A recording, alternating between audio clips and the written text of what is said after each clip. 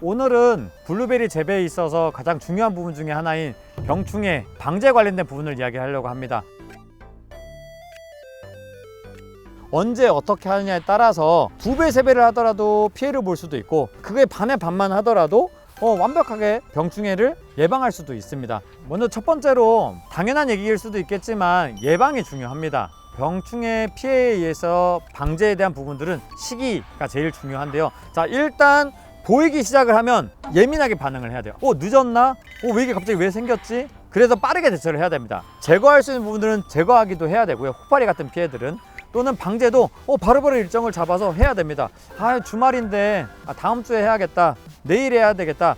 사실은 그 하루 이틀 사이에 배수로 피해가 생기는 게 사실 병충해거든요. 특히 꽃이 피고 수정된 직후라고 한다고 하면 당연히 남아있는 꽃으로 인해서 곰팡이 등의 병해 피해가 가장 쉽게 많이 생기는 시기이기도 하고요. 이제부터는 이제 충해 피해도 엄청나게 생기기 시작을 하는데, 갉아먹고 알을 까고 이렇게 시작을 한다고 하면은 이후부터는 약도 잘 들지 않아요. 병충해 방제는 보이기 시작하면은 바로 해야 된다. 보이지 않더라도 해야 됩니다. 그래서 당연히 꽃이 필 때, 꽃 피기 직전에 방제 잘못하면 수정에 문제가 생길 거예요. 벌도 잘 와야 되고 수정 잘 돼야 됩니다. 방제 시점은 보통 일반적으로는 수정이 한 80% 이상 진행이 된 이후에 방제를 하는데, 그걸 어떻게 알 수 있겠어? 블루베리는 그걸 알기가 쉽습니다. 어렵지 않아요.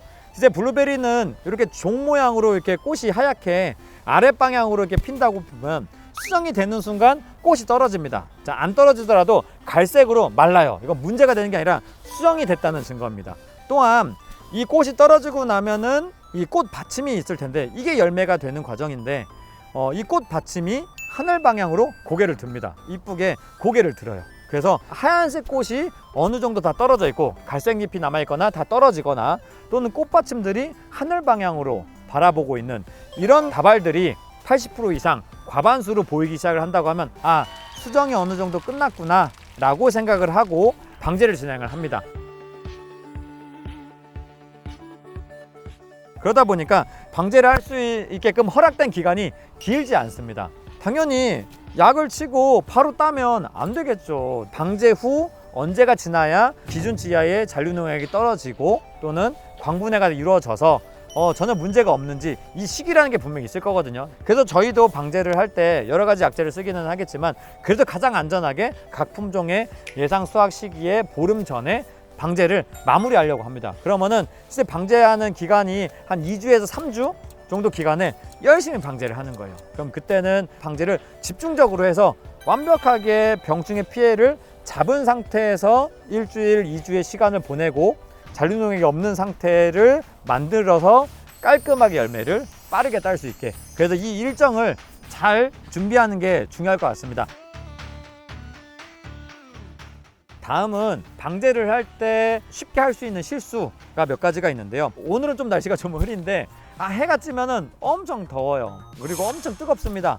자, 이 대낮에 방제를 하게 되면 문제가 생깁니다. 충분히 흡수될 수 있는 시간을 만들지 못하고 빠르게 수분이 증발하게 되면은 약효가 떨어져요. 또 하나는 약해 피해가 생깁니다.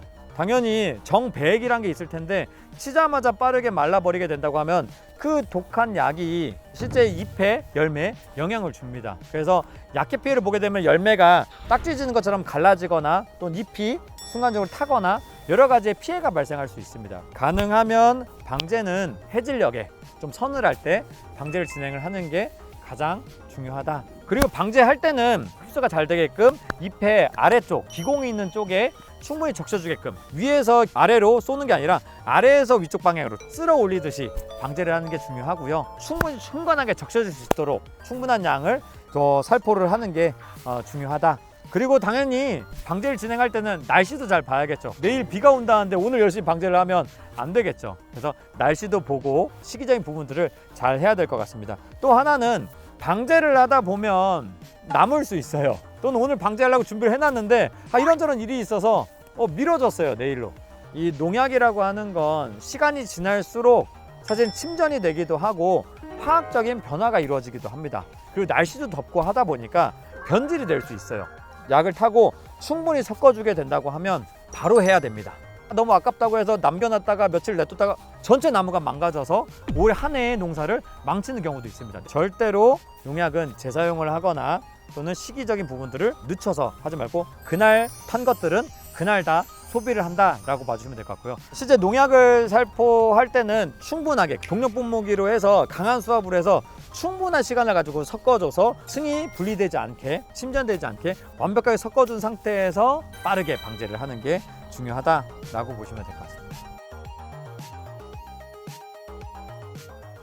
오늘은 이제 병충해 방제에 대한 말씀을 드렸는데요. 농가에서 주어져 있는 환경도 있고 포기할 건 포기하고 챙겨야 되는 건 챙겨야 되고 이런 부분들이 사실은 하나하나 그 이야기를 듣고 상황에 맞춰서 해야 될 것들이 있을 겁니다. 병충해 방제뿐만 아니라 재배 관련된 부분들은 컨설팅에 대한 상담이 좀 더 필요합니다. 당연히 저희가 컨설팅 상담을 다 아시겠지만 따로 비용이 있거나 이런 것들이 아니거든요. 저희가 찾아주시기만 하면 주어져 있는 환경을 충분히 인지하고 저희가 최선을 다해서 안내드리고 설명드리고 문제 해결하는 데 도움을 드릴 겁니다. 언제든지 저희 깨비 농장에 연락을 주셔서 저희 컨설팅 상담이라든지 재배 관련된 문의를 주시면 최선을 다해서 저희가 도와드릴 수 있도록 노력하도록 하겠습니다.